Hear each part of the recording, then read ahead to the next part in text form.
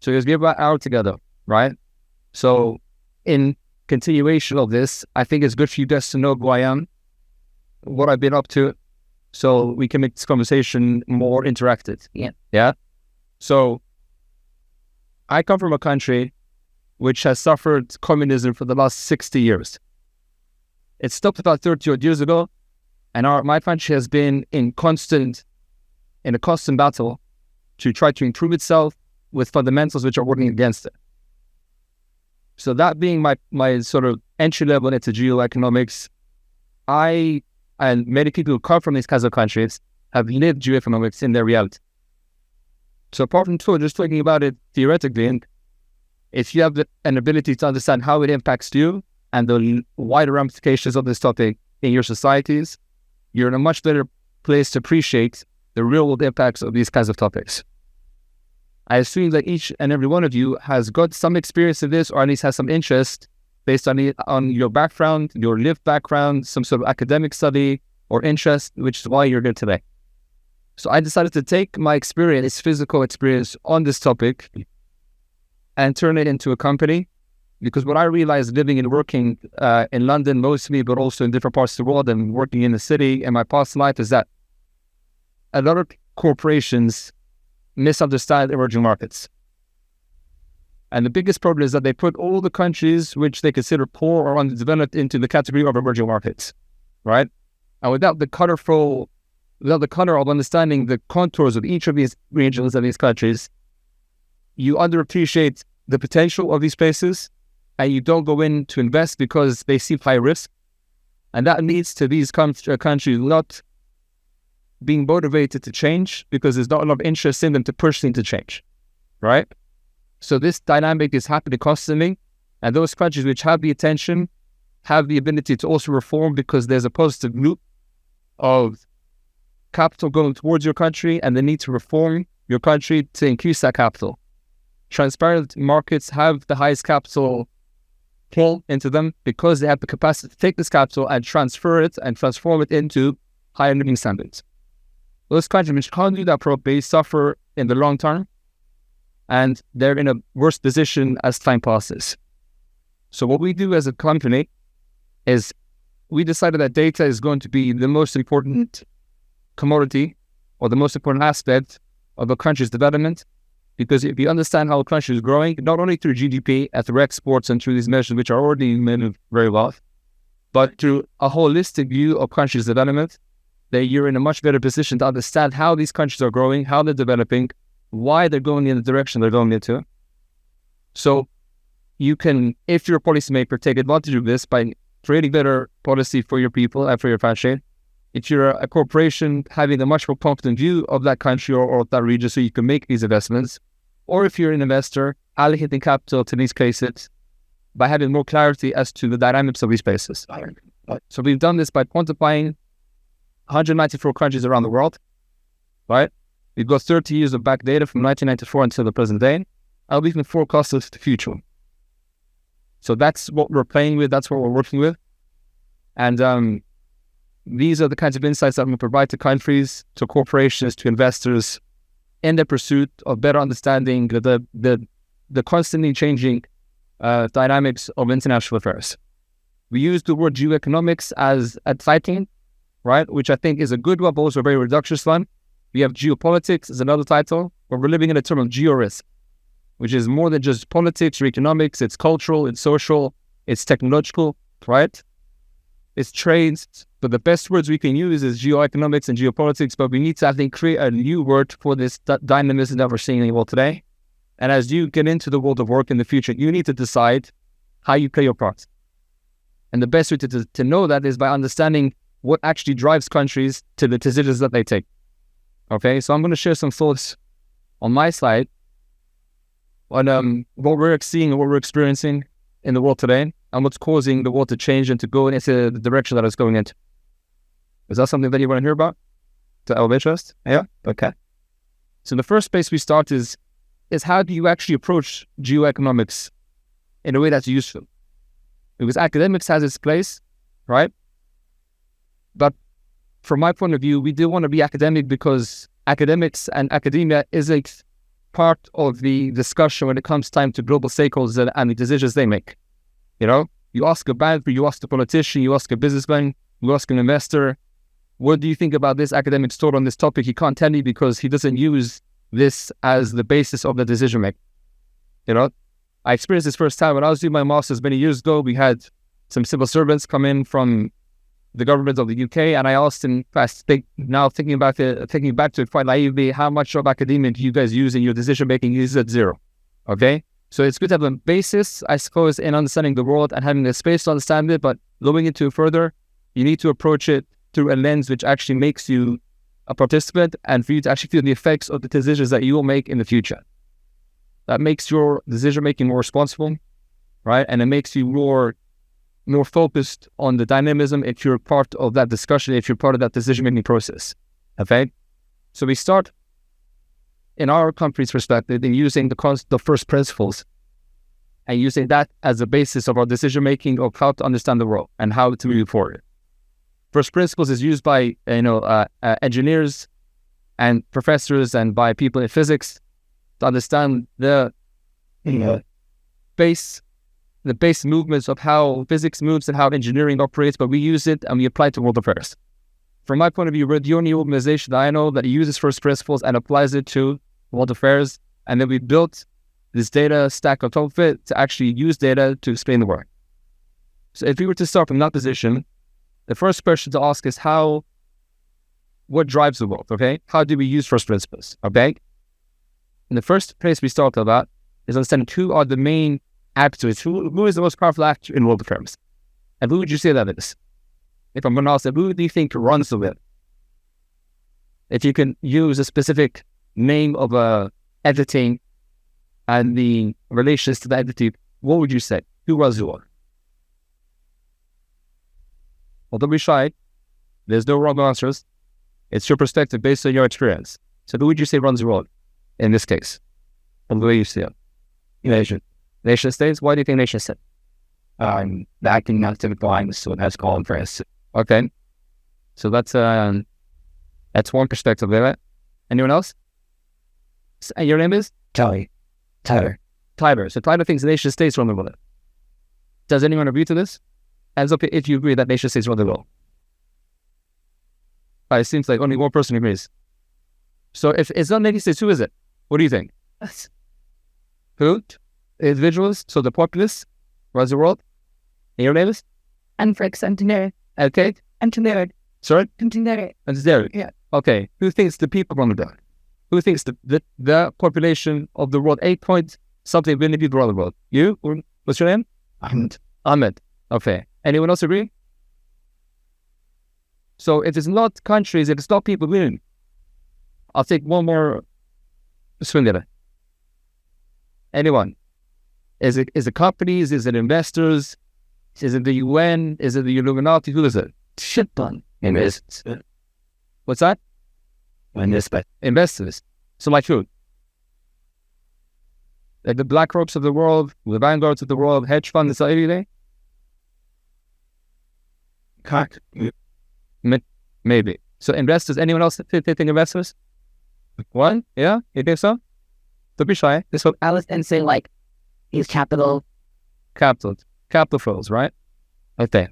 So the way that we perceive it is that Tyler, I think, has the closest answer to it.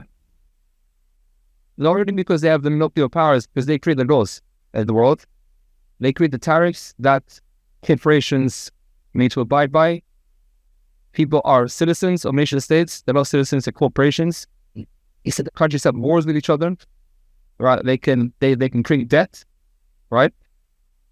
And they have the ability to regulate industries, and they have the ability to either have industries grow or fail or die off by the stroke of their pen, their legislative pen.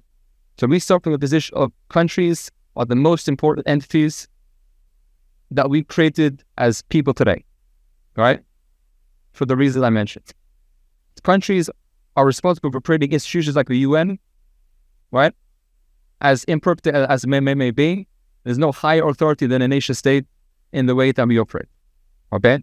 So if we believe that nation states run the world, right, and they're the prime power brokers, we must then ask, what do countries want? What's their MO? What's their modus operandi? What are they seeking? So what countries are seeking, essentially, in its most basic form, is power. Countries want power. People want power, of course. Corporations want power. Investors want power. So power is the main aim. So in this case, defining what power is, I think, is the most useful thing we can do. Okay? We have many academics and people across time who have written about power, but we have our own definition. So in our sense, power isn't the ability of one country to force the other to do what it wants. That's more a result of power. But power, rather, is the ability of a country to secure their own interests, right? It's the ability of a country to secure their own interests what power is. And the second part of that is, if a country can secure their own interests, it remains powerful, not relative to any other country, because they may have different aims, they may have different ambitions. So a country can be powerful, but in its ability to secure their own interests and not be the size of America, for example, depending on what their interests are. The second aspect of that is, can you as a country help or hinder some other country to secure their own interests? That's a more advanced look at power too. So you may be able to, but can you use leverage that you have to stop or to help country B get what they want? And that's when the picture becomes four-dimensional. And that's what we're seeing playing out on the stage today at different levels. So if countries are the main drivers of world affairs, if they want its power, the next question to ask is, what do they have at their disposal to secure power? Right? What can they do to secure their own interests? So they have many different aspects to that they're afforded to them, which they can use to secure their own interests. Some of the things they have is their consumer markets, so people, right? 8.so billion people spread out who live within their borders. They can activate them, they could use them.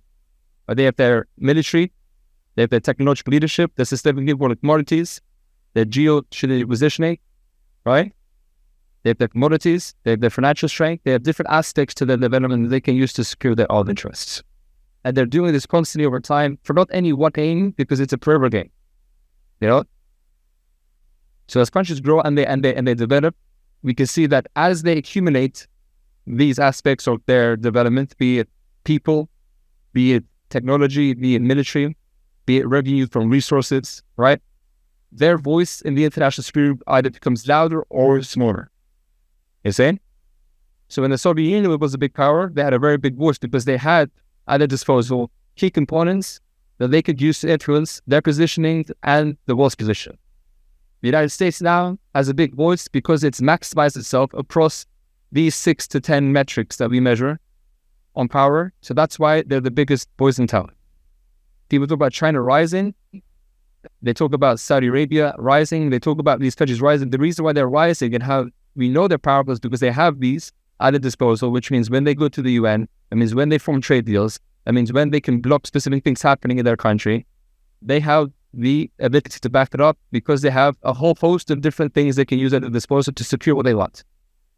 Some of these things are more visible than others, and some things are emerging and will take time to impact the world in the way in which they see it. Okay? So what have we know so far? Countries are key, they're primary, they want power, they have the ability to secure their own interests through these dynamics. So if we were to forecast this into the future and if we were to see how these countries are moving forward, we are able to see what are the kinds of things that hold me back as well. And the kinds of things that hold them back are their scope of the, I'll show you the slide here. So it's these are the kinds of things that either bring them forward or hold them back. So these are the 10 sub-metrics that we use where we're looking at a country's development. So a country like Indonesia, for example, which has a huge population, which could be to its advantage, if they are unemployed, underemployed, undereducated, for example, that's a drag on their economy. So the fact that you have a country which has a high population, if they're not used to their best efforts, is a drag on national resources, on a country's revenue, and they're not being used to their full extent. So what we do as a company is that we measure, we rank these countries and we could forecast into the future as to where these countries are going, how they're moving forward, and what the future is for these countries. So two things tend to emerge as time passes when we see this play out over 194 countries and in our metrics over the last 30 odd years. So two what we call macro trend catalysts which in the fancy way of saying drivers of change. Okay, two main things occur. The first thing that we see occur is that four big themes will impact the world, will impact you if you're a dentist in Tristan da Cunha, if you're a mother in Bangladesh, if you're a lecturer in London, right? If you're a politician in Zimbabwe. The following four things have and will continue to impact you over the next at least 100 years. First, that is globalization. Then it's geoeconomics. Then it's transformative technology and societal change. We call this the global four. So if you see how your lives have developed over time, as a market person, you can probably see how these four things in your life, in your parents' lives, in your neighbors' lives, in your colleagues' lives here, have impacted your growth and impacted your development. Times that by 8 billion people across the world, these are the dynamics of them.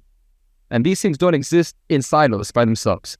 They're persistently interacting and they're converging across time.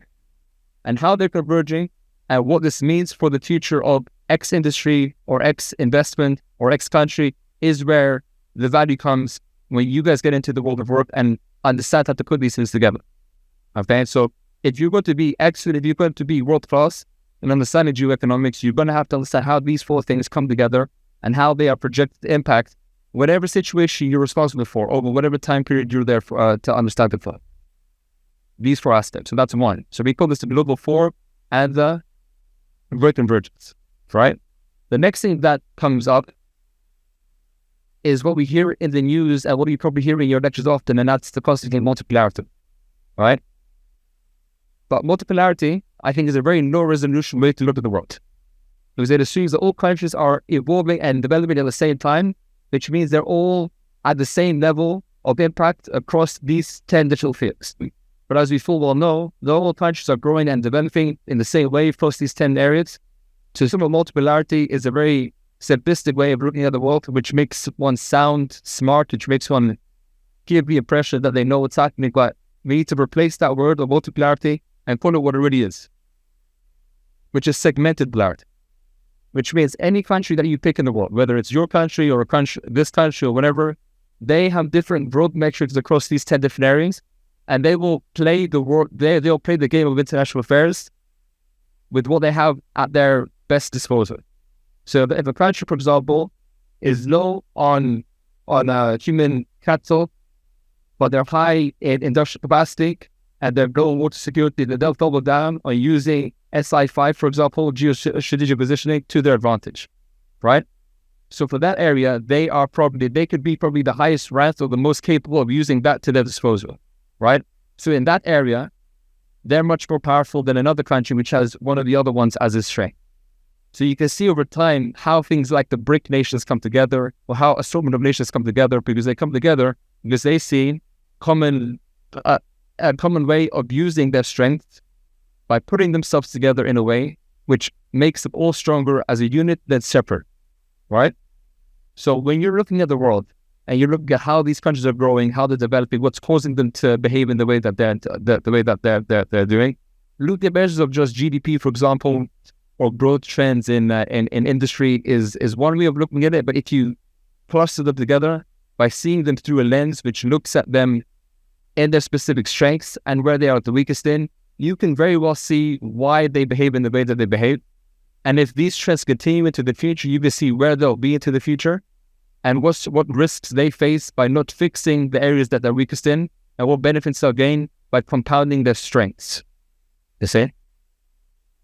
So this may seem like a complex way, but I think it's the most academically rigorous way of looking at the world and the most realistic way of forecasting where countries will be and why they'll be where they are, and what motivates the politicians or their leaders to make the decisions that they make. So you may see a country which is constantly failing in one area, and you're thinking, why can't they just get their act together in this area?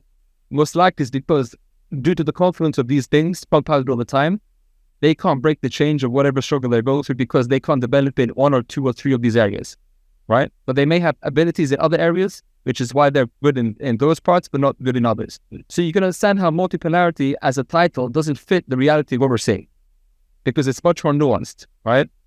It's much more granular. And if you don't understand it in this granular way, then you're left looking at the world through a very, very simplistic lens, which if you're going out into the world, if you become a policymaker into the future, if you become an investor into the future, and if you become a journalist until the future, you're responsible for that segment of people or that country or that company. And if you're having such a low definition view of it, your decisions won't be as predictable as the guy or the girl next to you, and your institution, your country, your corporation, whatever, won't move that far forward.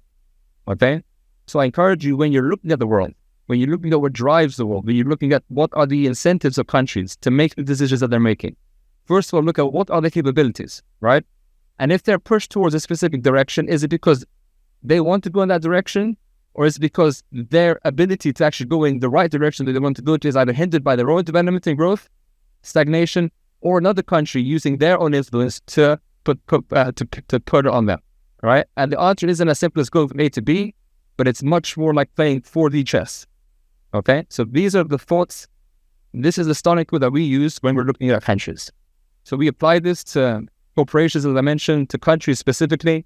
I just came back from India at a big investment summit there, where we had Prime Minister Modi talking of his plans to the future. And we had many different policymakers in the room discussing what are the drivers of change, what are the drivers of these things. And many people look at it to not a very, I suppose you'd say, not a very thorough lens, because they're always restricted by the level of attention they can pay, right? The expertise they have around them, right? And their own competence in being able to shape their organizations or their countries to their vision, all right? What we can do as an organization is we can take the data that's produced, how we can use this to forecast it in the future so we can help these countries make better decisions, okay? So that's the basis of what we do and why we do it. And what I want to do for the rest of the time that we have is have a conversation more than anything. Okay, so now you understand where we come from as an organization. My personal background, at least, quite limited in what I've given you, is understand the motivations of why this company started in the first place. And what I want to hear from you is your thoughts on this, the areas of the world that you may want to get into, where you think you can use this approach if you want to help you develop a much more sophisticated view of the world, all right? To help you by the end of this talk to maybe think in a different way. I know you guys are picking your dissertation topics coming up soon, and you're thinking of how to approach or how we should look at the world and what areas I should focus on. So if you have any thoughts, or if you want to discuss any of your thoughts on things you're struggling with, things that you're seeing that make no sense in the world, this is a good chance to ask and to have a conversation amongst myself and your peers here to come to more clarity as to how you see the world evolving and changing and your part in it. Because I want this to be more practical than just theoretical. So if you guys are looking to go into the policy space, or if you want to work for a corporation, if you want to start your own company maybe, right? It's a good chance to talk to someone who's been involved in it, who can give a real view of what it's like in the trenches, I suppose you're saying, to give you a chance to see how these things actually work in reality. Okay? So I'll leave it there. And please, this is a chance for you to ask your questions and to come to a new, more refined realization of the foundations of the way that the world works. Yeah. So I'm a bit new to like the studies as economics. So that my background is sports. So I'm also doing the constant sport programs. Okay. So I was just wondering how you would say some of these things would relate to like a sport industry or developing nations or anything like that. It's that. Okay, so are you? Tell me more about yourself. Then, so when you say you come from a sports background, what does that mean? Are you a physiotherapist? Are you wanting to be a sports agent? Are you looking to be involved in what? You need more context to that. Sports operations and logistics. So then, managing events, one events. It is. Working with teams and conferences. I'm not an official there. So, is there a specific sport that you're looking to move into? My background's basketball, but I'm most things other sports too. So let me understand. So you are wanting to be involved in sports logistics, setting up sporting events, maybe into new regions or new countries, introducing the sport there, or seeing where the talent is in that part of the world, right? And your question specifically is what in relation to what I said and what you do. What would you like to get better clarity on? Yeah, so I guess I'm just taking the economy class, how I was like having over time to imagine how that then relate to sports and how sport can play into and in the videos that it can be sustained. Okay. Sure. Well, like anything, sports is an industry. It's part of the entertainment industry, right? And for any of you here who are looking to do anything of substance in the world, I think you must, in the first place, have, if you don't have already, a much more comprehensive view of how economics operates. So the foundational drivers of the world is economics. It's not international relations. If you think it is, whoever told you, fooled you. It's economics. Economics runs the world.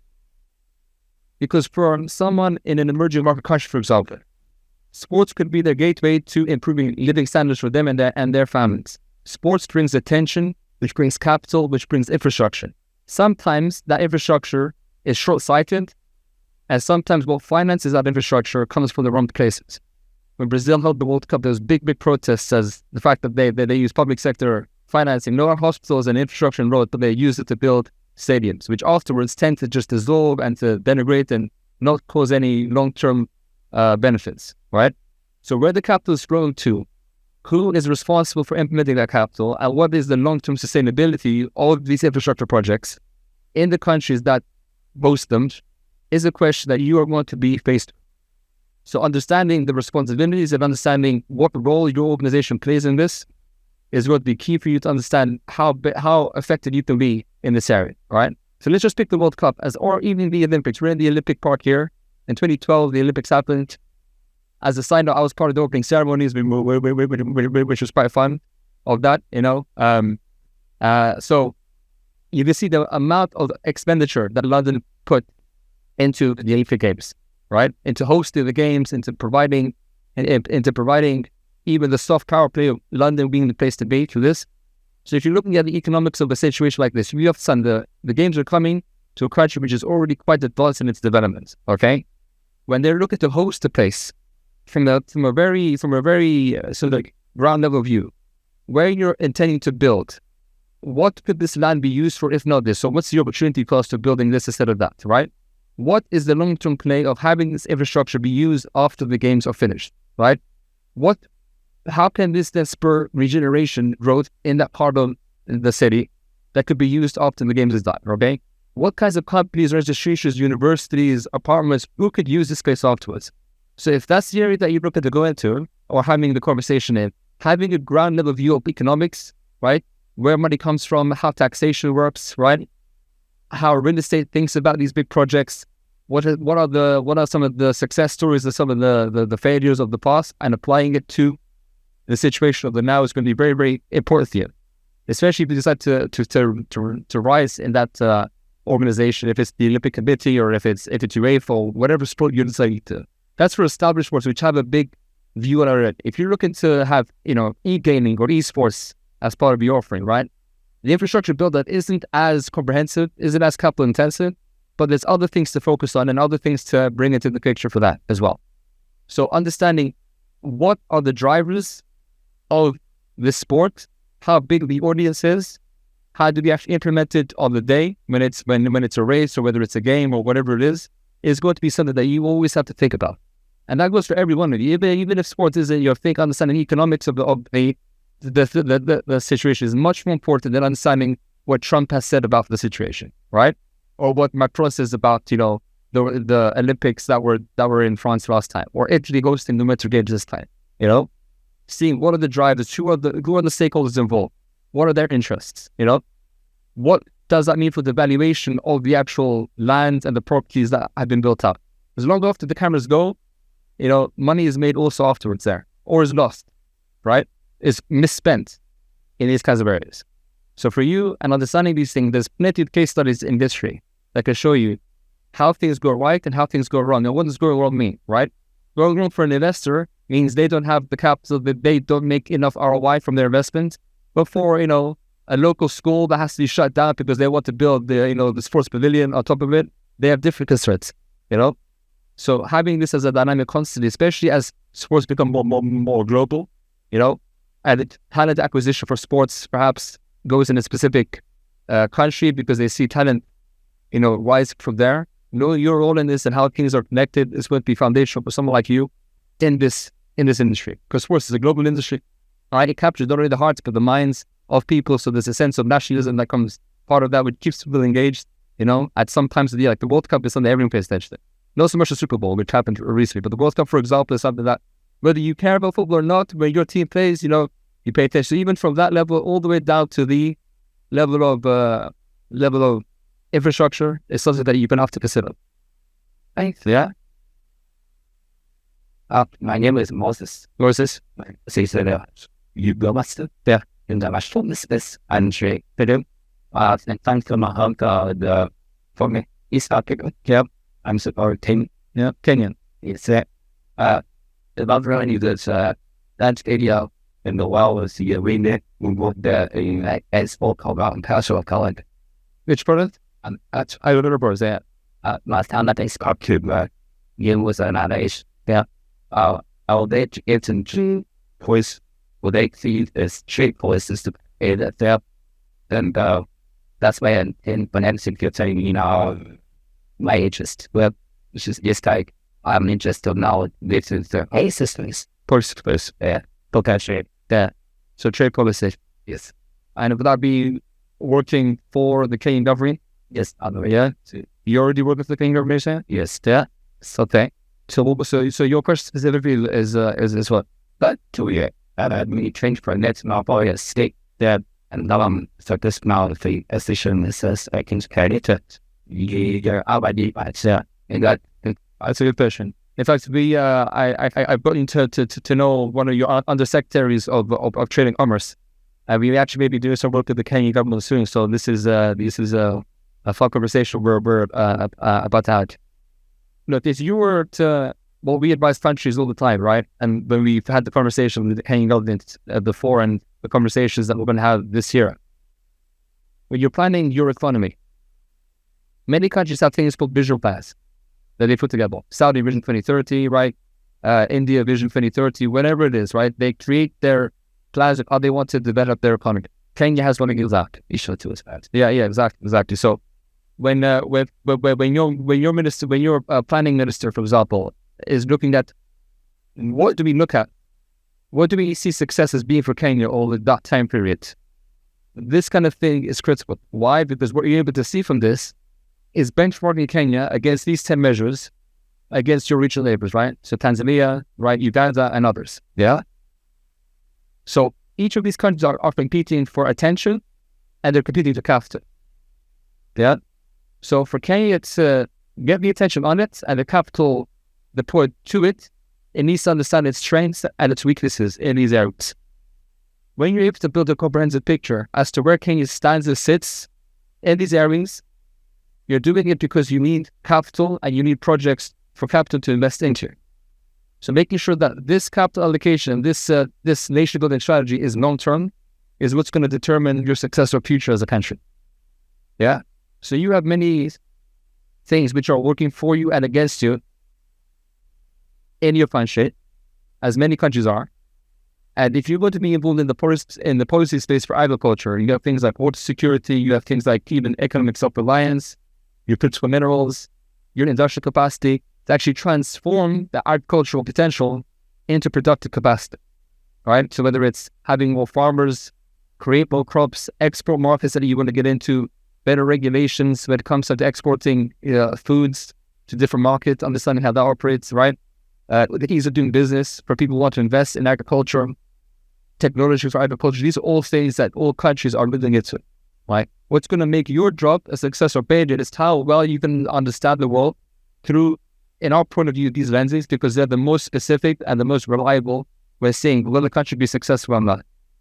So whether you're advising or whether you're working in the government now, whether you want to, build a habit of looking at Kenya not through just GDP increase, right? Because that's a very reductionist measure of looking at the country, right? If you build a habit, even if you don't use our work, but looking at other world through these 10 different lenses and seeing yourself, how do I think Kenya is developing in these areas compared to Tanzania, right? Compared to Uganda, right? Compared to Rwanda, for example, compared to whoever, yeah? And then benchmarking yourself against them and asking, why are they doing better than us in these areas, right? What are the bottlenecks we're facing in our pursuit of developing these compared to our neighbors? Because whether you like it or not, an investor And then again, an investor isn't one person or one archetype. There's different kinds of investors who will be looking at you in relation to your region. That's the way that investors look at projects.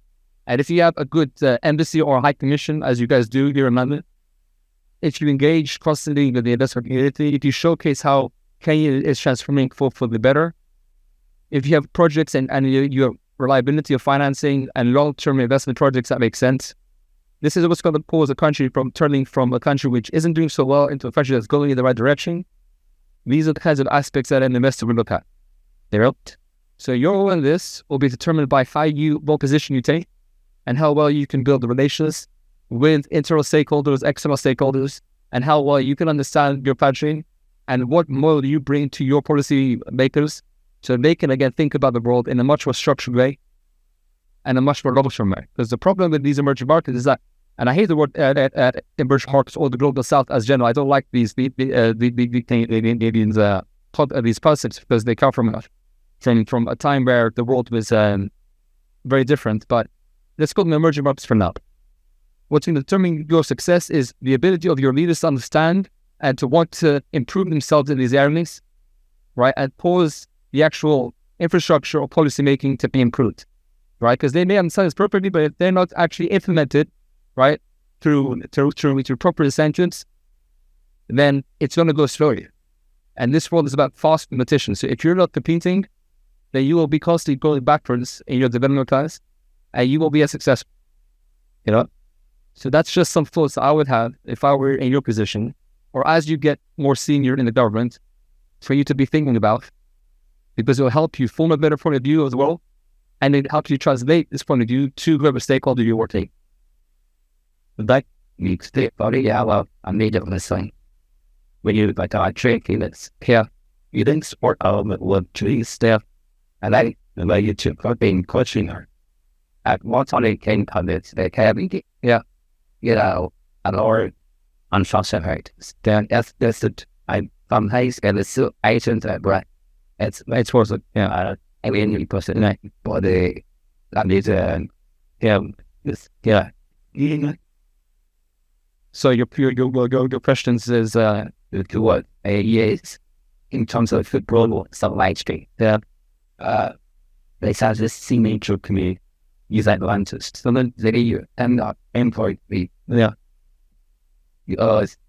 Whatever they those I assume it must have been all weakness or the tidings, but such all that but such children all the meaning that come out and for certain things that I have been said it is just makes sense. So you having the ability to see this and understand number one, why it's happening is one thing, but if you were to change this, if you think there's room to help change this or retrieve this, then the best way for you to be able to do that is knowing why these things are happening in the first place. Many different reasons as to why these these inconsistencies happen are for personal benefit to those who are doing it, we're disposing for a wasted capital when it comes time to these kinds of dynamics. So that region itself is something which has a lot of work to do to improve. So with you studying here and you improving your knowledge on these things, hopefully you can make positive difference to the part of the way, So attending investor events, understanding the drivers of these things is really, really important. So the more you can do this whilst you're in London, taking advantage of that, I think is going to be very, very good for you. And if you decide to apply it to Kenya, it have good positive differences to those, Care myself. Sure. Anything else? So no, I had a question about the model for forecasting. But I think it's interesting when you ask the question about our houses where the individuals, the nation states, and the cabinet points. Yeah. Because someone can argue that individuals in these nation states, imagine cabinet, work out. And so I was wondering about the internal and state backends. For example, we take the US, things like corporate lobbying. So basically, corporate lobbying want billions and get their agenda across, when he's successful, but the next will be involved in this kind of thing. Or smaller lobbies like APAC and also get their agenda. Yeah. I wouldn't factor those in. I mean, it's a good question. So, especially I'd ask you is like, who are they lobbying? They're lobbying governments. Right? Why? Because governments have legislative power. We've agreed in this game of life that countries have the ability to make laws. It's the most organized way to do business. So businesses aimed are much more easy and much more transparent. They want to increase market share, increase revenue. Yeah. The best way to do that is by competing, having better products and services, or by having regulations that work in its favor. Right?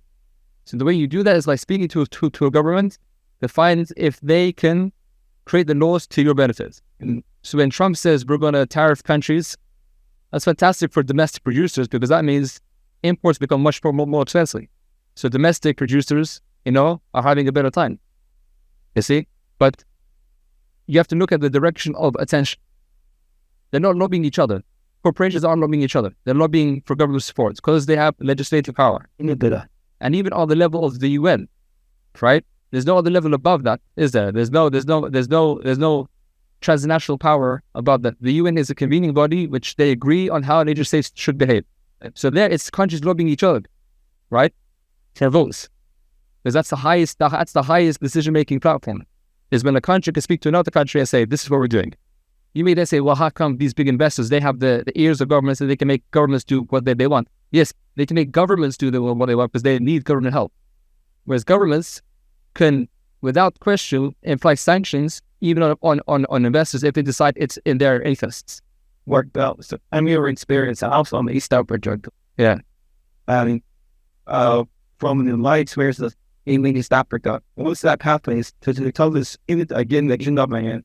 Yeah. Where the government, the organization, and it's the worst business. Yeah, but the people in the country that are still with them together that they want the government to have watching this again. And that's usually one of the biggest, the bigger that the decision becomes, the bigger this going to be probably a power shift or full coming up. Yeah. So how, from your experience, is that usually the case once there's an increase of lobbying plus the government become kind of attention focused on businesses aiming behind the other goal? Okay, so 2 points on that question. That's a good question.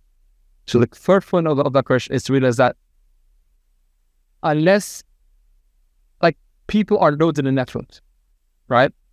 And unless these people could organize themselves into a stakeholder, their voice individually is very, very low. Their interest is very, very low, right? If you can organize people into either a cluster which has legislative power, investment power, or corporate power, then your voice as an individual, unfortunately, isn't going to be as high, right? Because what? Because there's so many voices of people with all different points of view, and unless that's organized around an agenda that could be listened to constantly over time, then that will disperse. You can say the third sector, the charities, is probably the voice of the people, right? But you have to be wrapped around that stakeholder wrapper for you to have a voice. This is why NGOs have a seat, not a proper seat at the UN, but they have observer status because they represent the voices of those who can't have voice. But again, that's wrapped around a specific, these people are put into a ship of an NGO. Individuals swimming in the ocean drown, but if you're put into a signalized block, then you have more of a voice. Which is why the age-old story of people aren't having no, they don't have a voice individually, but if that person works for a company, then that company's agenda is met because it's easier when the aims are much more focused than having an aim which means economic prosperity.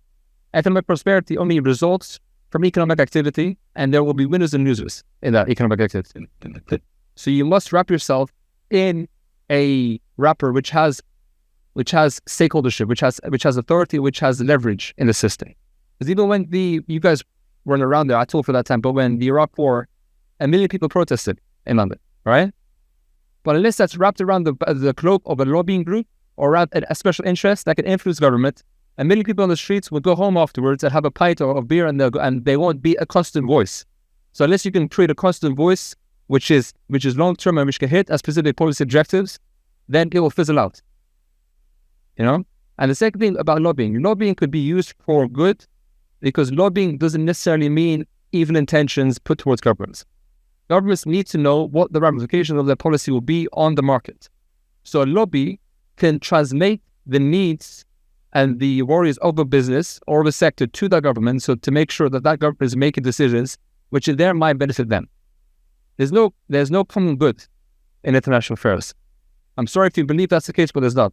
There's individual interests, corporate interests, policy interests, investor interests, which compete ferociously with each other, Because one investor is different to another. A domestic investor in Kenya or Nigeria or Uganda or Tanzania could have very different interests to an outside investor who has a different set of objectives to them, So again, unless your voice has either financial power behind it, corporate power behind it, or policy power behind it, right?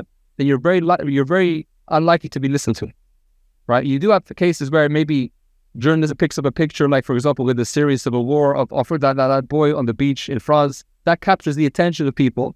But unless that's actioned with a push towards a specific agenda, it just remains on the front pages, and it remains, an image or Tiananmen Square with the man standing in front of a tank. That becomes a symbolic image, right? But what happens after the pictures, the next day when that picture is no longer on the front page? Activities still happen. So you must, if you want to have an impact on whatever area you have have capital as a backer, you have corporate power as a backer, or you have policy. You're a policymaker to actually have any kind of sense of changing things, any kind of thing, because individual people standing can be broken. Their attentions go into a different direction. There's no way of listening to the crowd, because everyone says we want this, but when it comes to specifically what do you want to change, that people are going to have different perspectives, of how to do this. What's the 10-year plan for this? Because it's everyone can have an opinion during a revolution as to we don't want this guy, but what do you want? We just don't want him. But how do you want to organize your society afterwards? So unless it's wrapped around something that has more authority to actually take that message into the future and action the policy, then the policymakers can't pay attention, because it's too high risk, And how do they justify it to other stakeholders which are more powerful than them? It's a constant battling. It's a jungle for attention and for influence. That's how you see it being played out in the news. You open up the FT, whether you say, well, this company is doing this, and, the OE is having a conversation with India about this, it's this constant intentions wanting to be reached, and pressure points being put on different players to get what they want. Yeah. That's just the reality of how things work. But then, you said earlier about the content in need that later, it's like, brights of change. Yeah. Is that at a state level that you see them out and keeps in other like GDP as opposed to each way others? So your question is specific what? So is it like the actual top and back state level where you think the outward thinking drivers of change are these two things? No. I think it's translated as simplified because media needs a simplified message. A report like this, the way you perceive a development goes through stages of filtration. So government can have a very sophisticated policy or something, but to translate that policy outlook into a document, less than 1% will read the following. A journalist will read the executive summary and maybe the results. So they take best headline grabbing, lines from that and creates an article around them. So already you went from probably a 1,000-page document to a 700-page blog, right?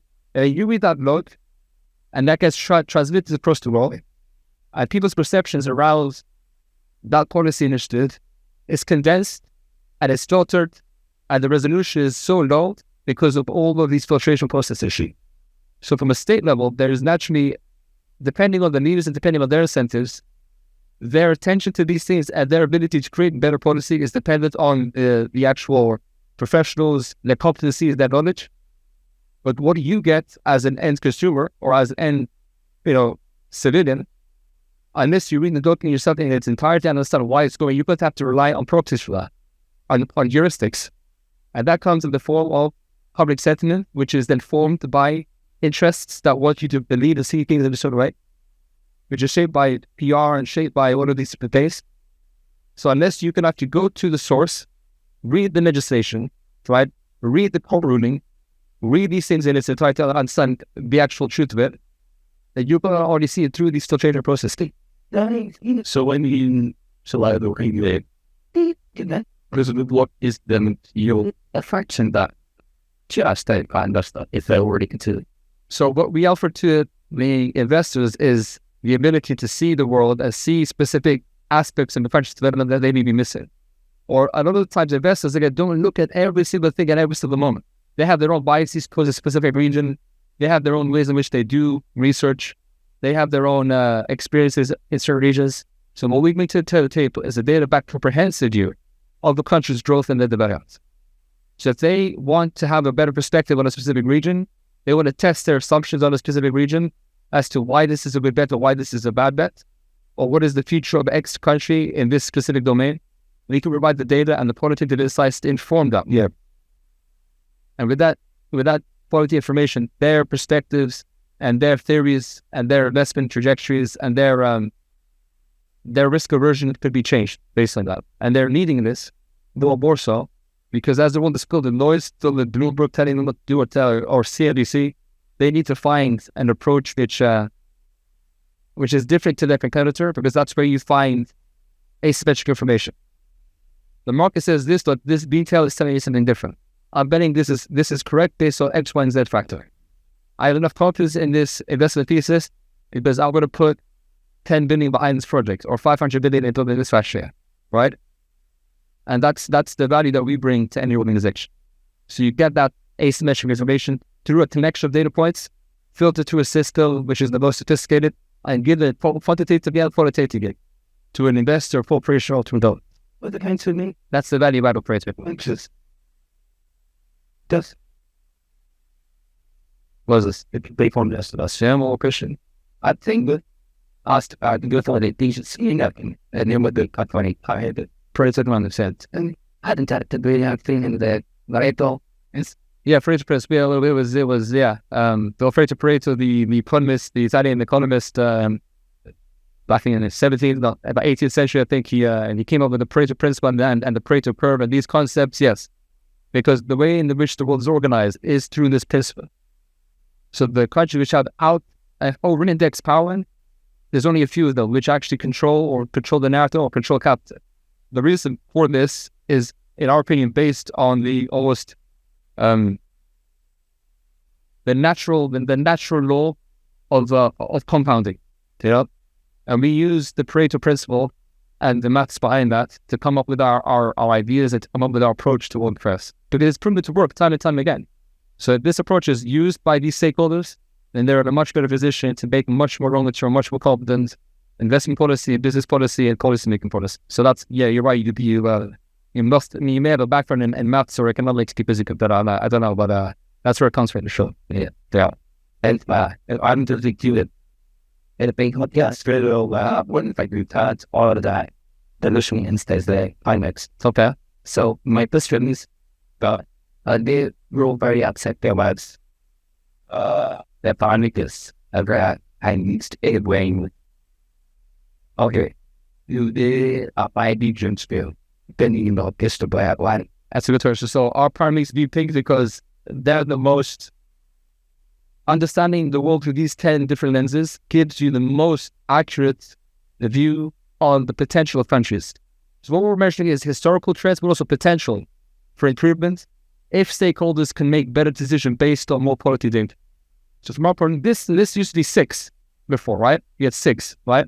But our teams decided that was too reductious, so we made it 10 because we had other ways in which we thought we should measure entry. I mean, this is sick, in which way we should see it. So this is a vote from even last year, it was 6, now it's 10. It was being thought that granularity was as apparent last time we did it. So this is, I think, the most comprehensive that we've made it so far. And if you look at any other measure of countries' development, they'll focus on stunning variables in these 10, whereas we're looking at it through a macro lens, and then we have our variables that we pick to look at it factually across all the countries in the world, across all time periods. So which is why our approach, I think, makes more sense to do this way, and which has proven to yield much more valuable insights for our clients. So we get good deal in discussion on some more. If anyone is interested, thank you all for joining, and thank you, Prof. Murati, for the impressive. Thank you. Thank you.